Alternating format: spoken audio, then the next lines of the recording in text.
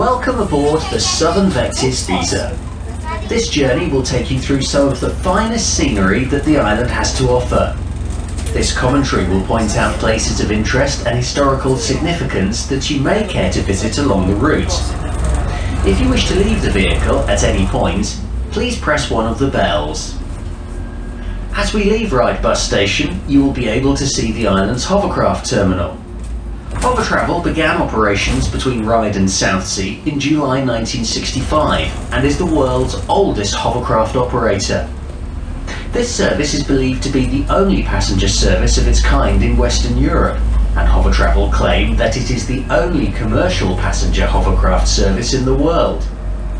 During the late 1950s, early prototypes of the hovercraft were developed at the Saunders Row factory in nearby East Cowes. Directly in front of us now is the Hotel Ryde Castle. Originally built in 1833 as a private residence, the hotel's crenellations give it a much older look and has caused confusion to onlookers over the years. In 1933, the building was converted into a hotel before being used as a Red Cross hospital during the Second World War. The building was significantly damaged by fire in 2012, but was restored and reopened in 2013.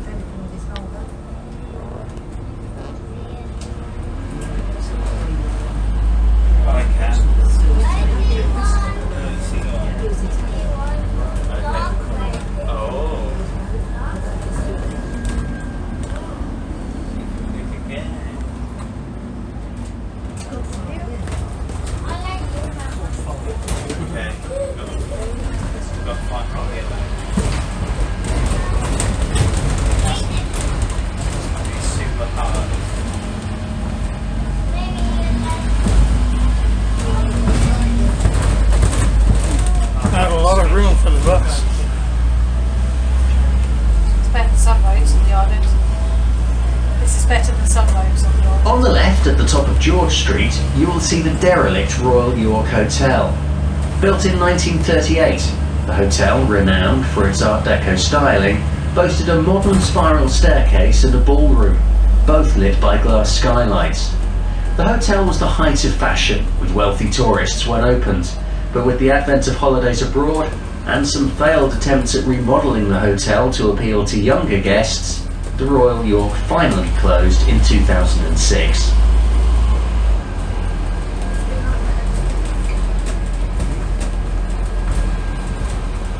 We are now entering Ryde town centre. Up until the 19th century, Ryde consisted of two small hamlets, Lower Ryde and Upper Ryde. A local gentleman named William Player came up with the idea of hamlets with several new streets. Although William died in 1792, his idea of joining the hamlets came to fruition, and by 1830, Ryde was able to support a number of trades and had become one of the most fashionable seaside resorts in England. Ryde is now the largest town on the island and features some great family attractions, including a bowling alley, a cinema, amusement arcades, and an award-winning beach.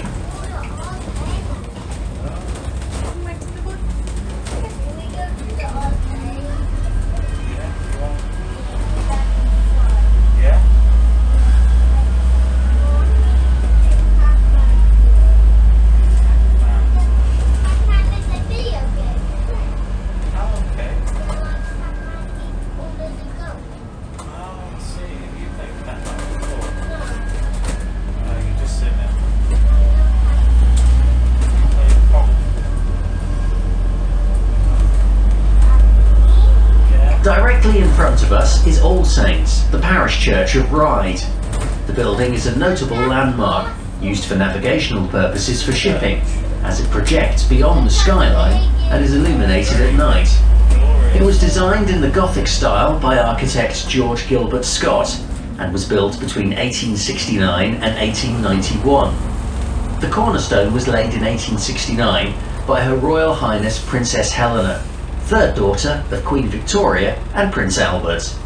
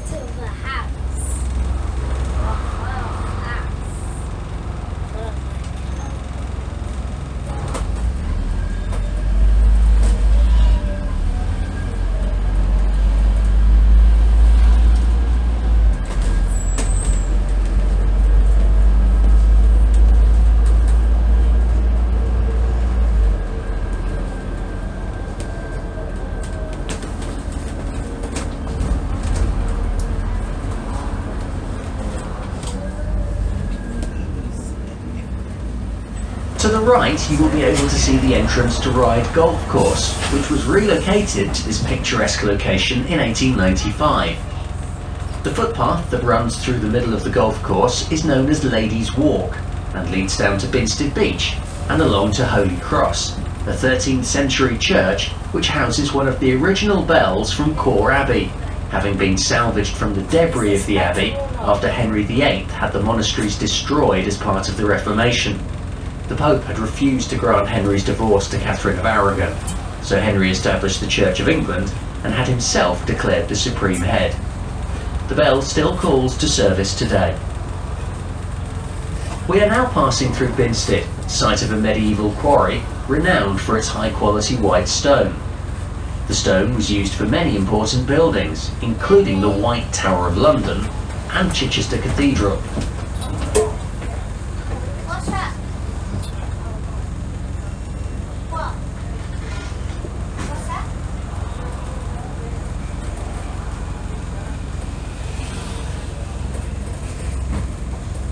What are you calling it?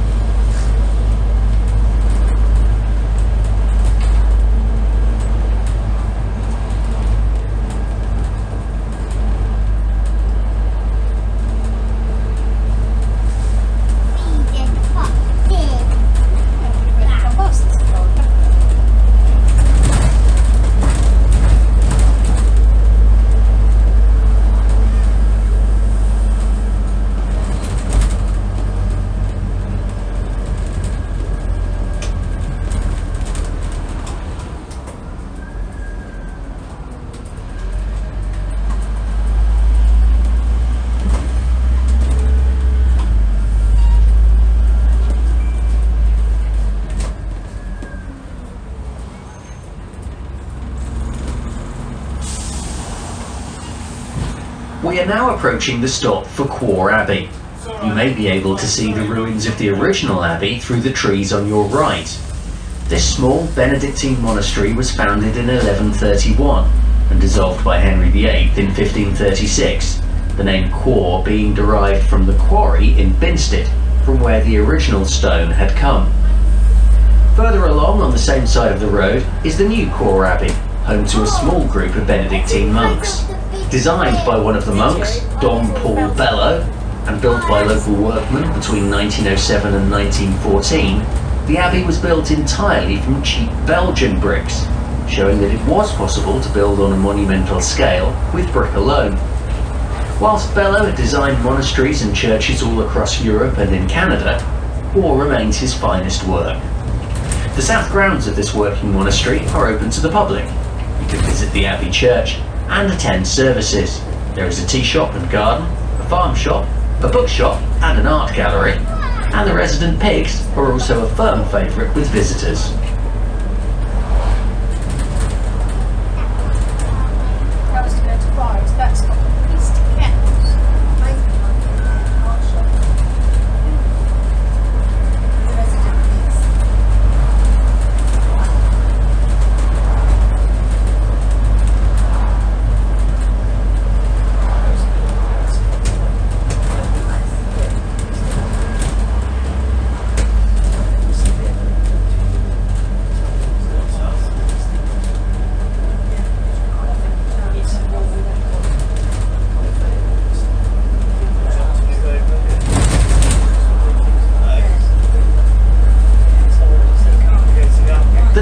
stop is for Fishbourne Lane, which leads down to Fishbourne Village and Inn. The village is home to the Royal Victoria Yacht Club, founded in 1845 by Prince Albert and one of the premier racing clubs in the world during Queen Victoria's reign, with some of the finest and most competitive vessels in its fleet.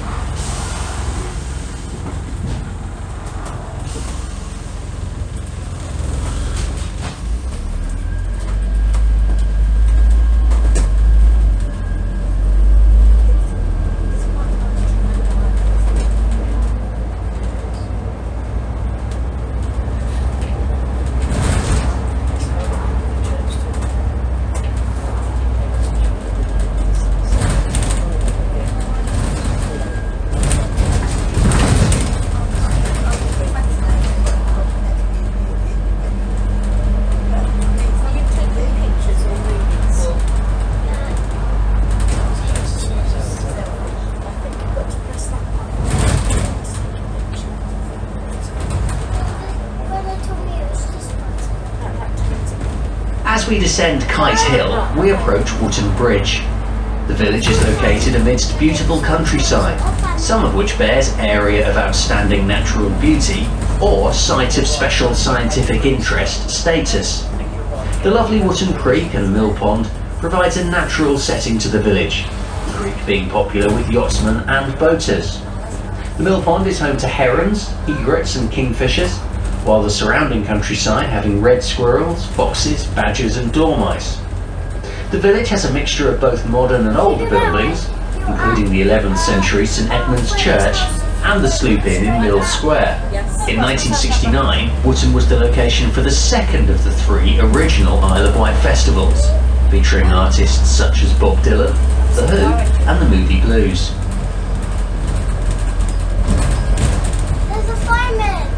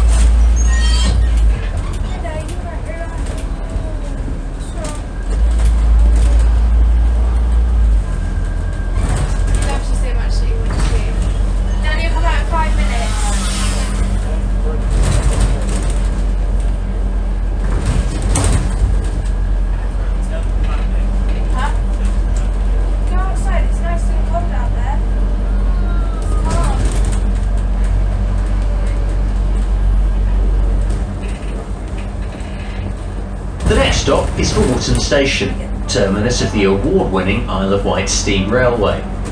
Here trains run through the 5.5 miles of ancient woodland and unspoiled countryside through Haven Street, which is the line's main station, and onto Smallbrook Junction, where connections can be made to Island Line trains. The line had originally been part of the main Ride to Cowes route, which closed in 1966. The Isle of Wight Steam Railway was founded on the 24th of January 1971. Preserved stock was hauled by rail by the group's original locomotive Calbourne, driven by volunteers from Newport to Haven Street Station. Within a few weeks, a limited service was being operated on the 1.5 mile section between Wotton and Haven Street. It has taken many years of voluntary effort to consolidate its position and provide the proper infrastructure to run and maintain the track and unique fleet in use today.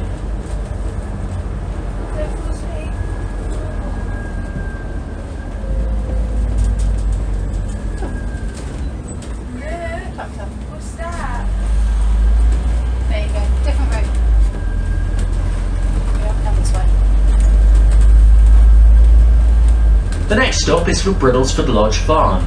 Owned by the Griffin family since 1923, the working farm has a well-stocked shop.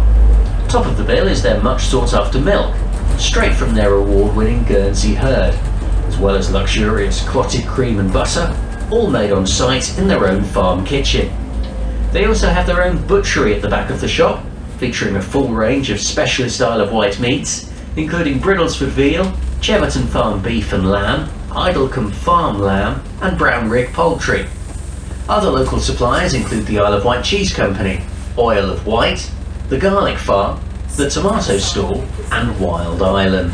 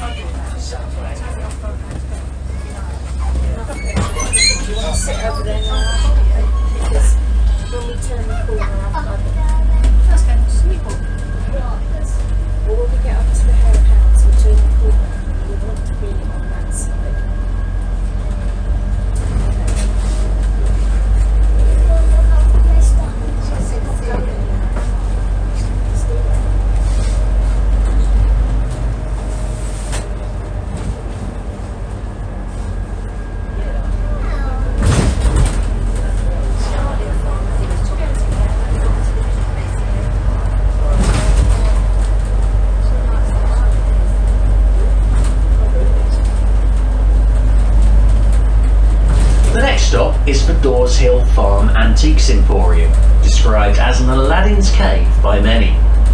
It is the island's largest and original vintage and antiques emporium, and is made up of 4 barns: the shop, the potting shed, the big barn, and the JTeeks furniture barn, all of which are situated around a lovely old courtyard that contains lots of gardenalia. The emporium is known for having a wide and eclectic range of items curated by 30 dealers, and has been visited by Antiques Road Trip on more than one occasion.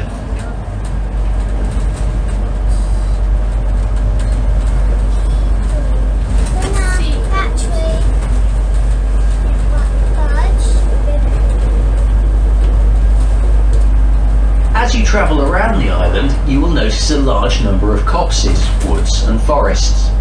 The total area of woodland cover is around 11%. Of which 40% are ancient woodland sites, predating 1600. These wooded areas are often the richest in biodiversity. Islanders have an awareness of woodland issues because of close community ties and the very highly regarded red squirrel. Red squirrels are the only squirrel native to the British Isles. They are disappearing from the mainland fast and are being replaced by the American grey squirrel.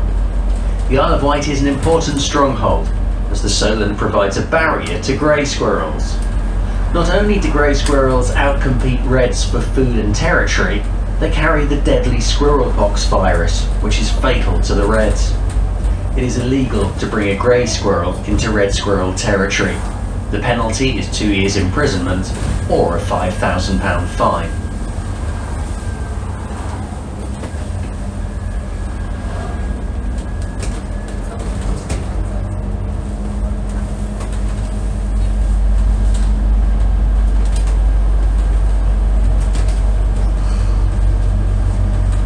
If we avert our eyes from the recycling plant on the right, which recycles nearly 60% of the island's waste, and look instead to the left, we will shortly be approaching the entrance to Robin Hill Country Park.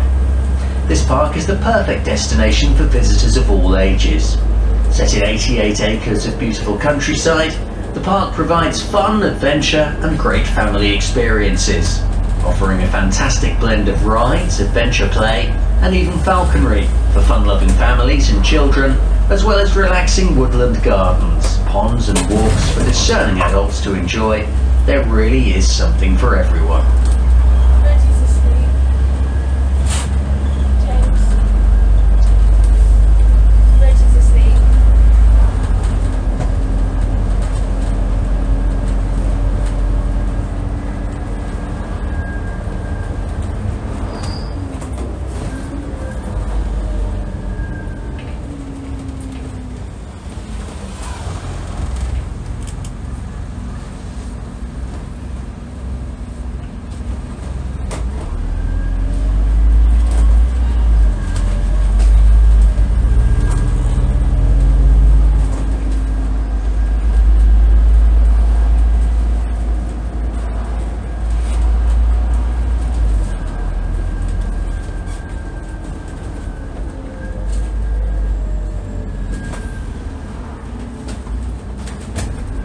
On our left, you will see the Hare and Hounds pub.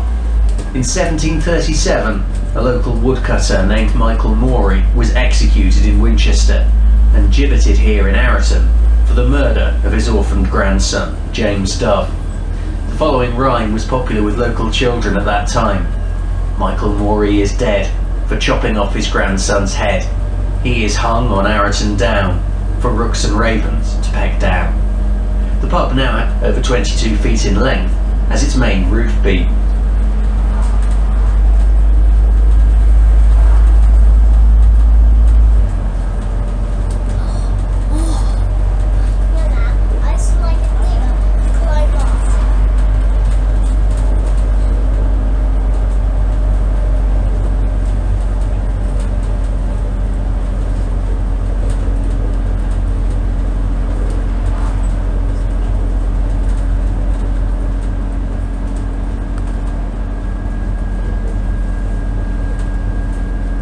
We are now travelling across the top of Arreton Downs. The valley deep down to our right is the Arreton Valley. The chalkland is well known for its abundance of grassland plants, which in turn attracts and supports many butterflies, including the brown Angus and the chalkhill blue.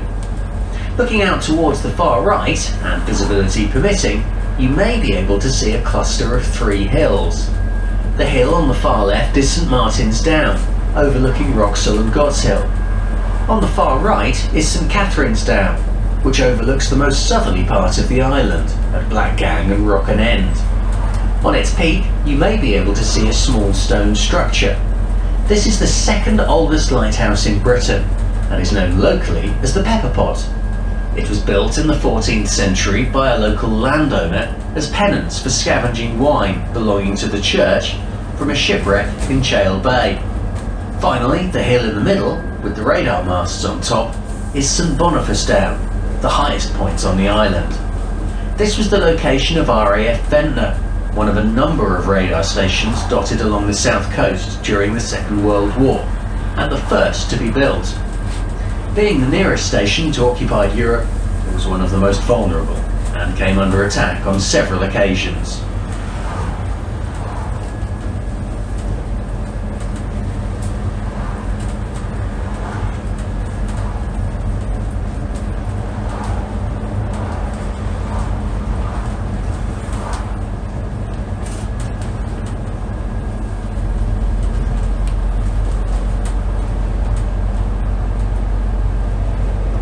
We are now approaching the stop nearest the Isle of Wight garlic farm. 60 years of garlic growing experience, the owners have spent the years exploring the history and origins of garlic, making connections worldwide and experimenting with the many different varieties here on the island.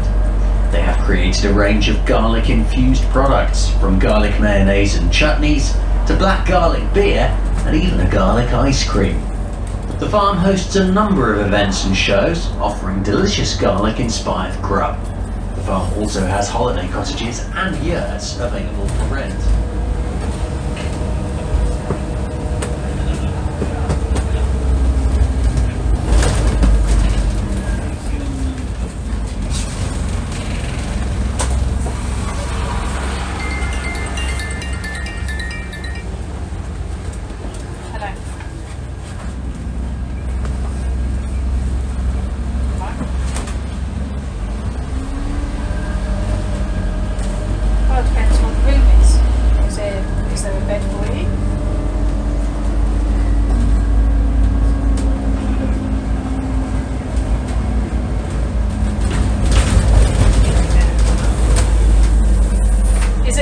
Is the room equipped for that? That's what it comes down to.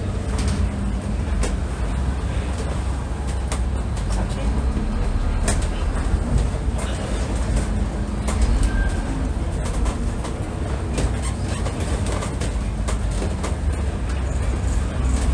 There wasn't any this morning.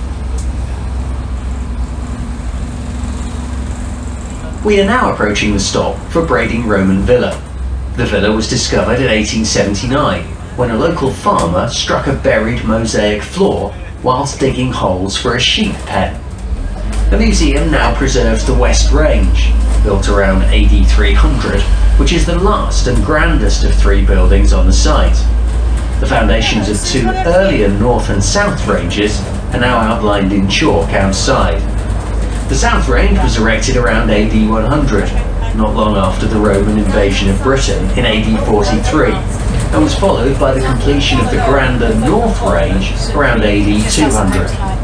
Since its rediscovery, the villa and surrounding land have been excavated many times. Using artefacts and archaeological reports, the museum will take you on a tour from prehistoric times up to the modern day.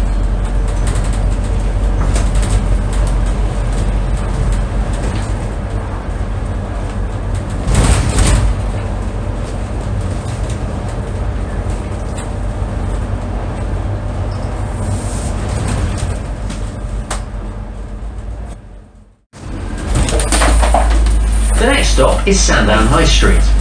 This is where you can leave the bus to explore the town, pier and beach. The pier was opened in 1879 and provides all year round family entertainment.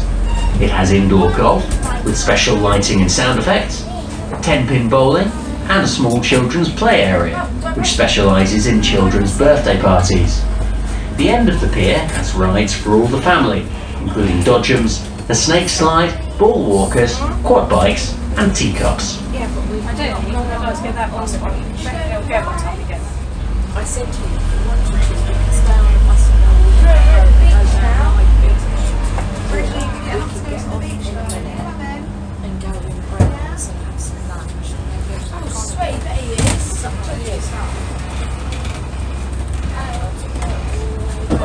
You want to go all the way around.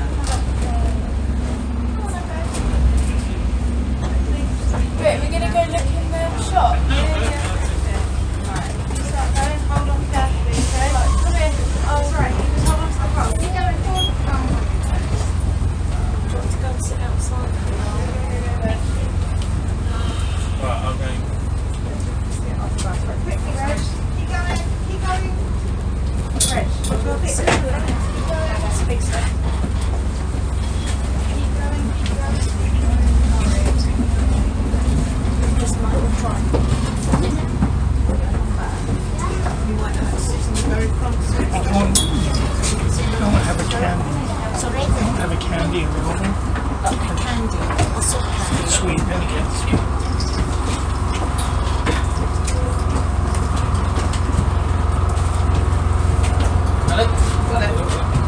Mister. You hold on. Hold on tight. I got it. You got it.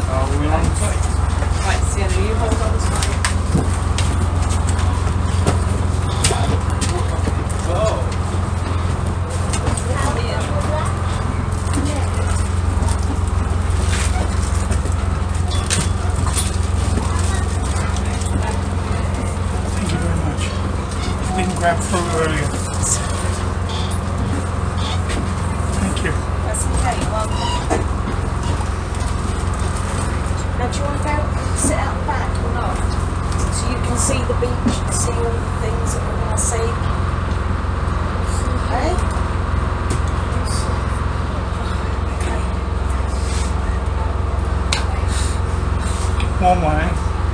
Sorry? Warm. It is very warm. You don't want to go outside.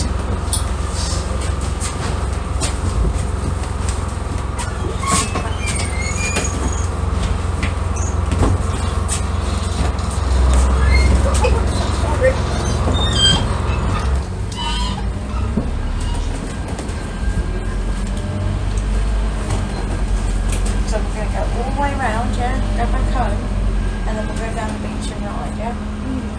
You don't want to get off here. Okay.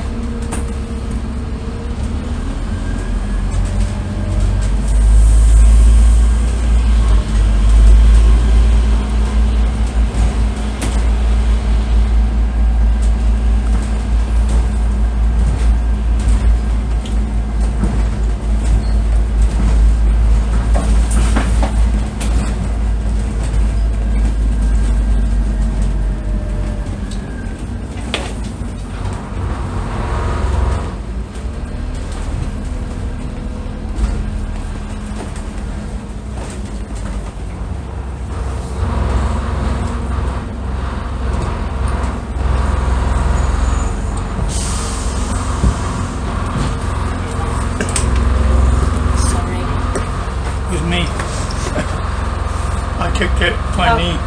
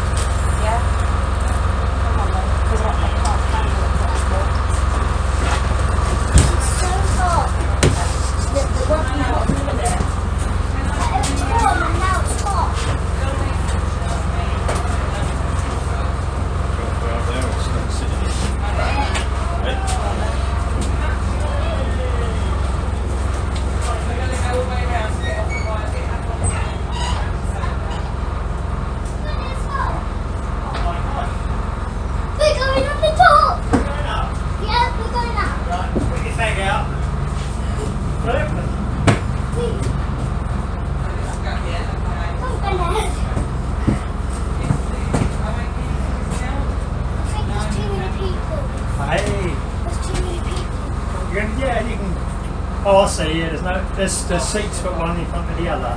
That's all right, isn't it? Do you want to stay inside? What does baby want to do? Hey? I'll end up holding it on. Let's see what Mummy wants to say. Mum? She's behind the bus. Very soon. Right. Stay on it.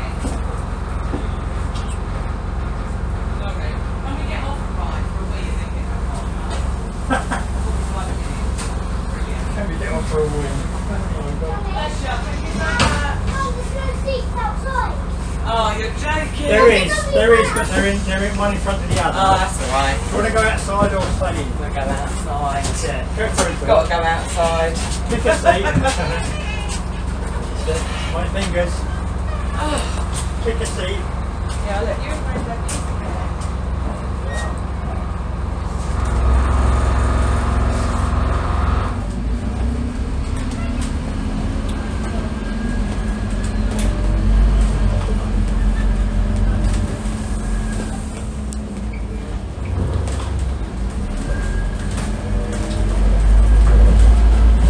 As we turn into Sandown seafront, you will get a wonderful view of the award-winning sandy beach. In front of us is the White Culver Cliff, and on the far side of which is Culver Battery, built between 1904 and 1906. It was operational in both World Wars, protecting Sandown and the approach to Portsmouth.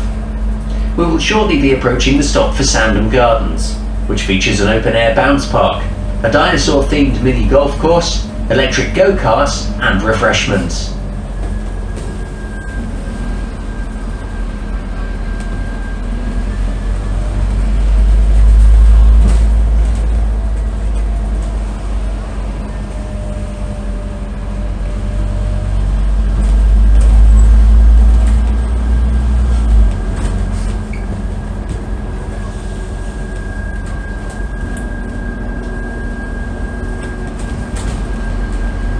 We are now coming up to the stop for Dinosaur Isle. For nearly a century, the Museum of Isle of Wight Geology was housed above Sandown Library and held the island's geology and fossil collections. In 2001 this changed with the opening of Dinosaur Isle, a purpose-built interactive museum. The new museum was designed by local architect Rainey Petrie Johns in the shape of a giant pterodactyl, housing showcases, rock reconstructions and full-size fleshed dinosaurs.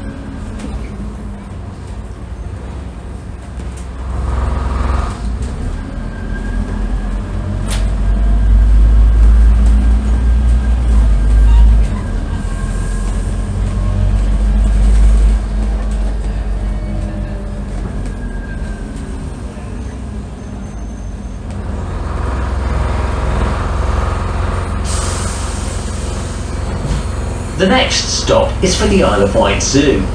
Situated in the ruins of a Victorian fort built in 1861 to guard the bay from a perceived French invasion, the zoo is a family-run establishment with a specialism in big cats. In 2017, the zoo became part of the Wild Heart Trust, a charity founded to secure the future for the zoo and enable it to fulfill its global ambitions to make an impact on the health of the natural world, whilst also improving the well-being of animals in human care. The zoo is committed to providing a lifelong, loving home to rescued big cats and other animal residents, and the team work holistically to ensure each individual has an enriched and meaningful life.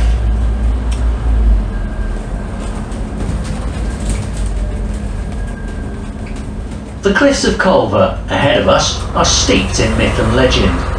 One such legend speaks of a local church, whose well contained water so remarkably fresh it did not go off, even on long sea voyages. Near the well stood an engraved stone cross, whose message proclaimed, "While the water flows pure and free, Wolverton shall happy be. The net be heavy in the sea, and wheat and seed shall yield plenty. When stains of blood burns the well, then Culver's nest shall ring its knell." A devilish hermit that lived in a cave on the cliff, later believed to be a portal to hell, convinced the locals that a stranger would come and poison the well. Fearful of having the water contaminated, locals murdered a visiting pilgrim, whose blood spilled into the water. Almost immediately after, the area was invaded by the French, who pillaged, plundered and burnt the town and church to the ground. There is indeed a cave in Culver Cliff, as the legend states, although this is not largely believed to be a portal into hell, but instead is known locally as the Hermit's Hole.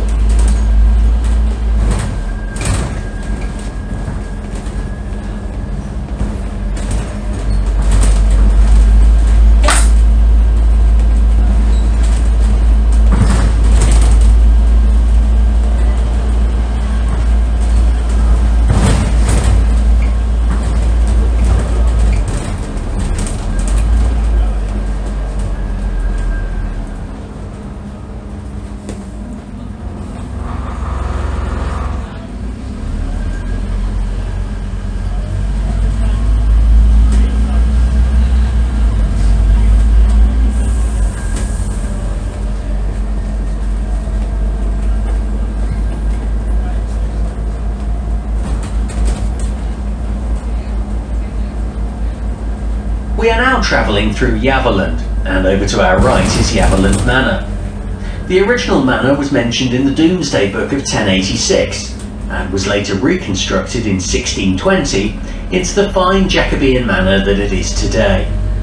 In the foreground is the parish church of St John the Baptist. Originally a private chapel for the manor, it was built in 1150 to save the family the arduous journey to attend the nearest church in Brading.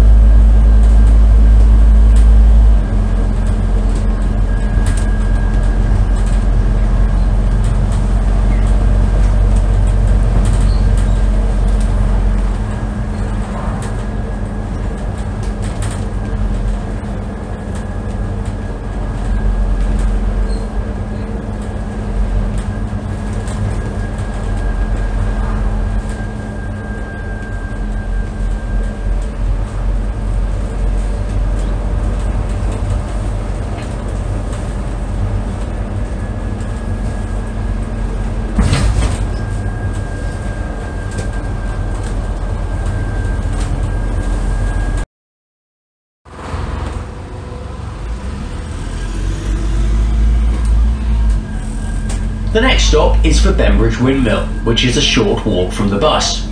It was built in the early 1700s, when Bembridge was almost an island in its own right, until the 1880s, when Brading Haven was drained. The arrival of the railway bringing cheap flour meant that from 1897 onwards, only cattle feed was produced, and by 1913 the mill had operated for the last time. By the following harvest, the men had gone the Great War, and the mill never reopened. When the artist J.M.W. Turner visited in 1795, he began a watercolour of the windmill, showing the sea lapping at the bottom of the hill on which the mill stands.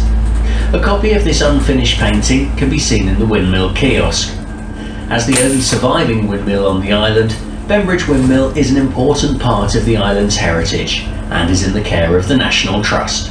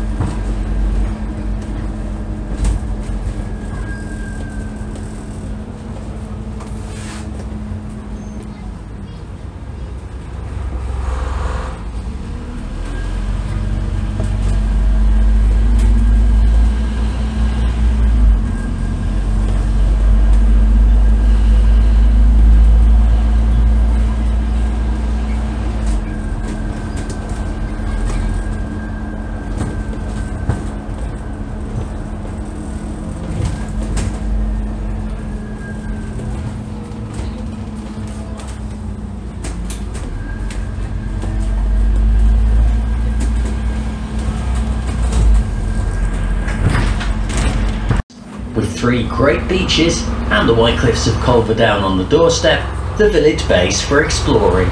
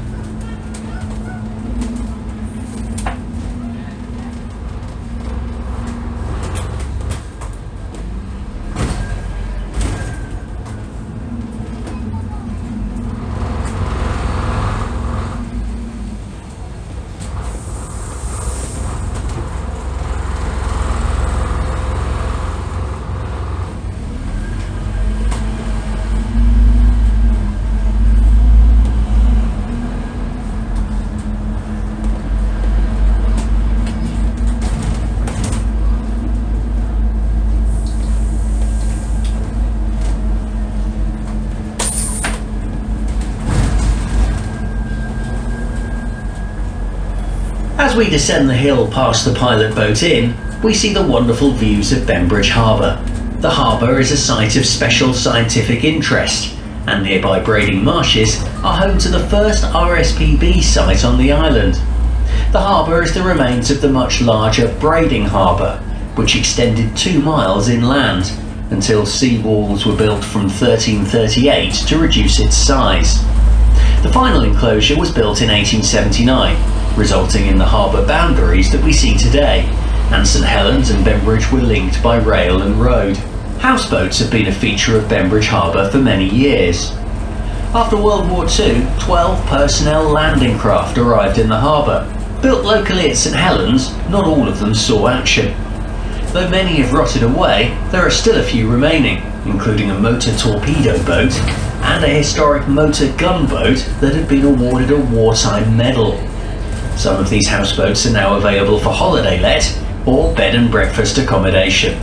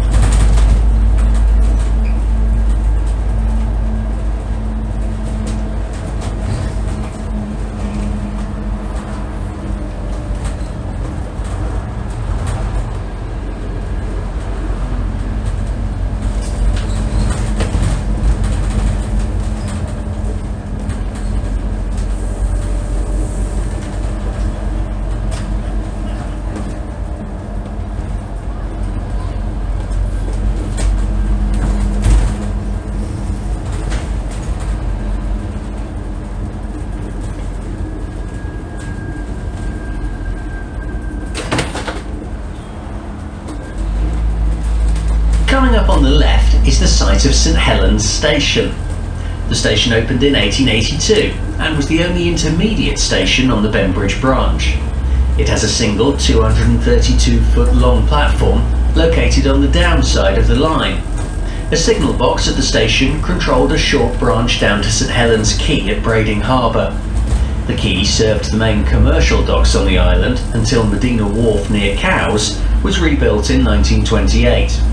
The loss of goods traffic and a decline in passenger numbers saw the line close in 1953.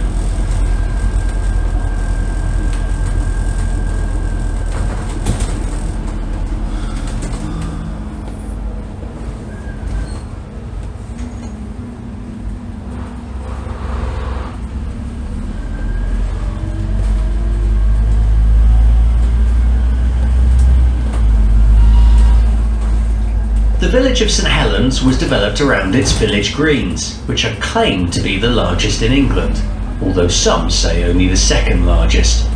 The greens are often used for cricket matches during the summer and football in the winter, and also include a children's playground.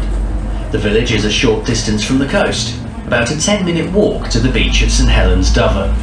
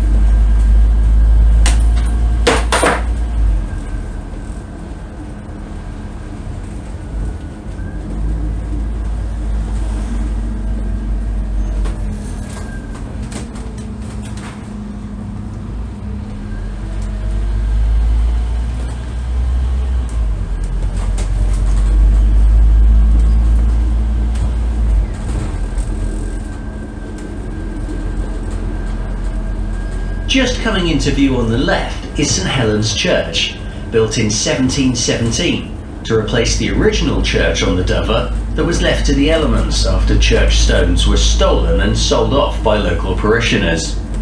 The derelict church was painted white in 1719 and used as a sea mark. It continues to fulfil this duty to this day.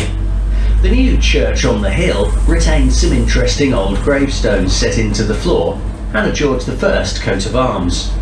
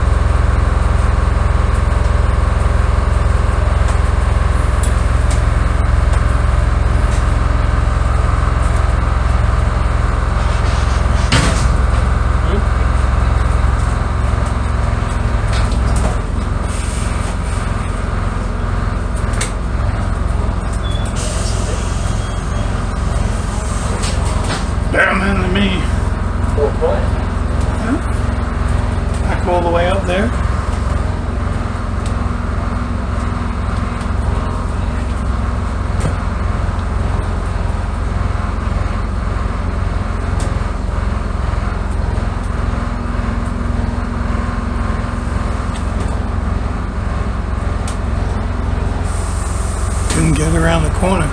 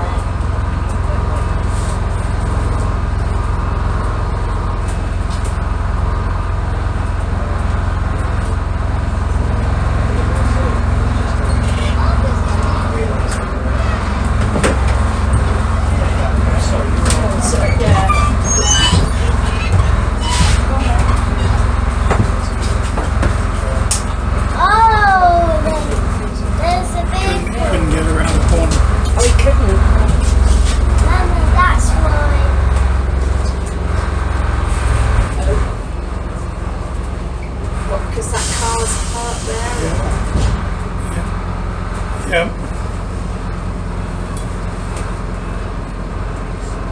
Where's his spot? He didn't hit that fence, did he? Did he hit that fence or not? Because there's a fence down there broke, isn't it? Yeah, I don't think so. He didn't get down that far. Well, you got your camera on, you're alright. He didn't get down that far. No.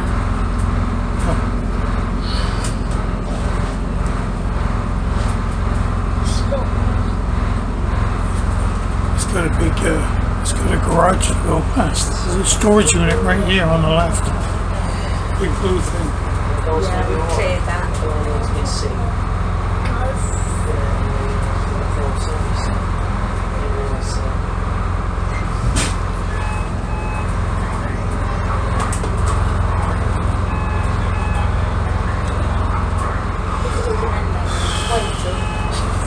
Beyond you. Down, down.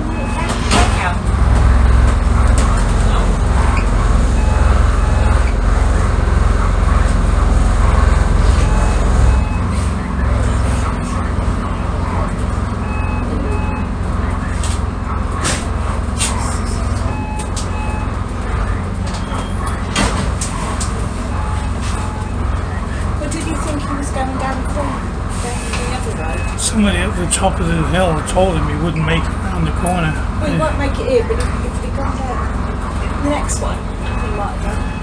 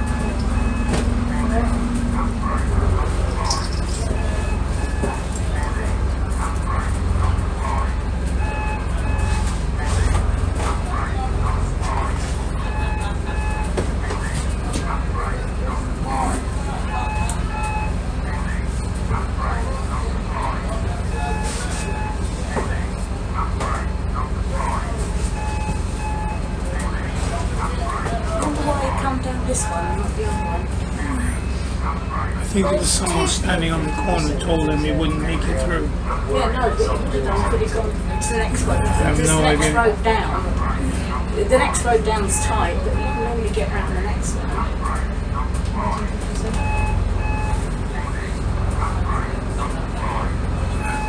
It should be against town rules, right? Saving the spot for somebody. Sorry? Saving the spot for somebody. Yeah, it's that car. Yeah. Ooh. A bit naughty.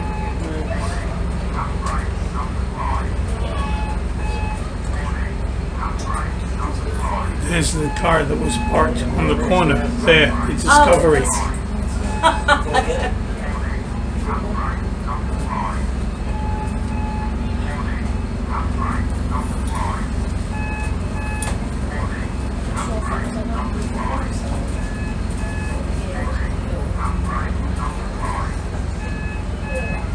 Well, we still going backwards.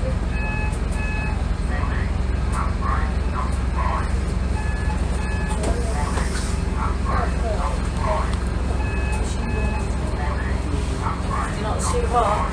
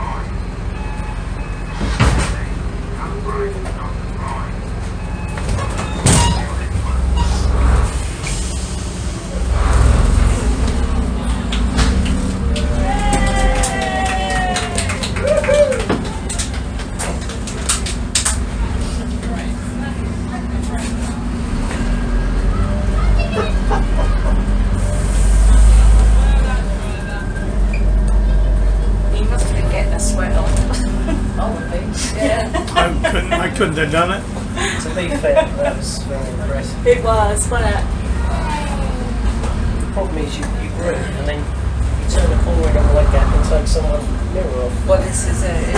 You blink and This one's Blewett Avenue, which is much easier to get down the bottom there. yeah. I think what it is that obviously people just park a car and it's I'll just be 5 minutes. You know, and then Well, actually, I don't think he would have got round there no, anyhow. I don't know the route that well. But, No, I didn't try it. Unless he's new. Unless he's new and he perhaps took one run. Jake, just be careful of the tripod, alright?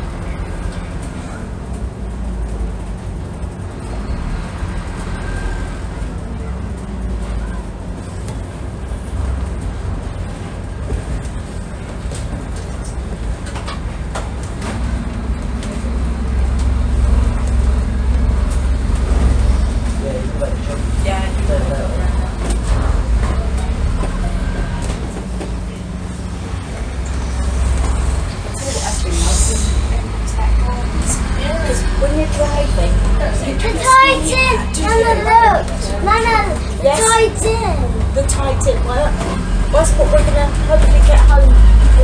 Won't be long now.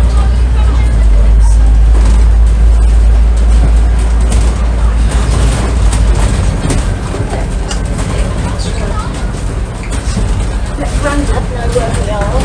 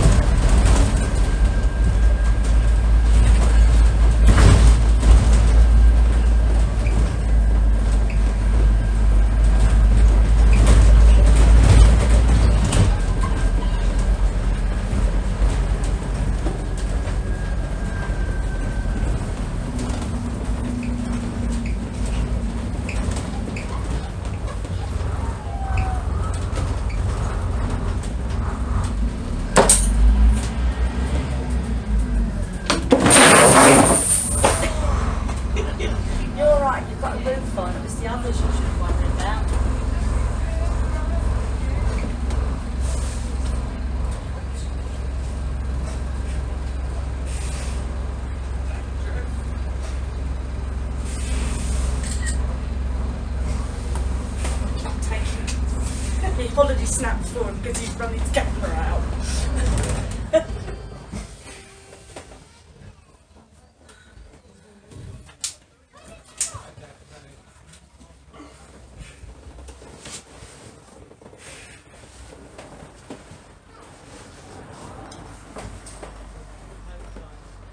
Now we can get on. We're nearly there. Do you know where we are now? No. Couple. But we'll. Right, but we're not getting off here. We're going all the way into night. Granddad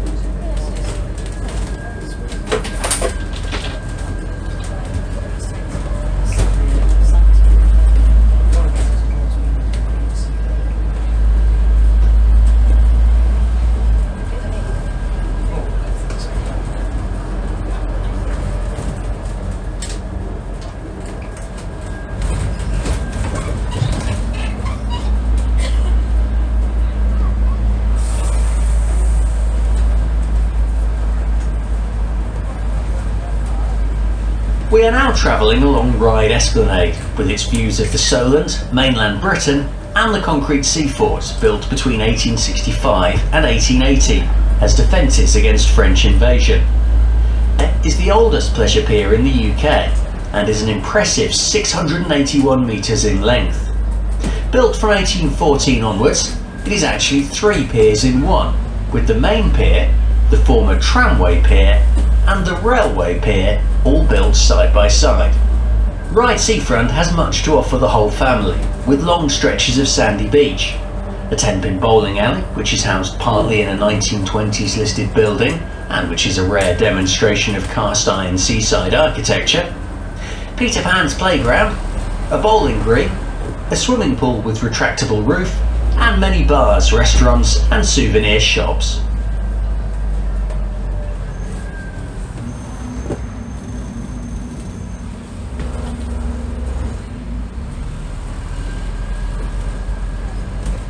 We are now approaching Ryde bus station and the end of our Downs Breezer journey. From here you can catch Southern Vectis services to various island locations and ferry services to the mainland. We would like to thank you for travelling with us today and wish you a very pleasant and safe onward journey.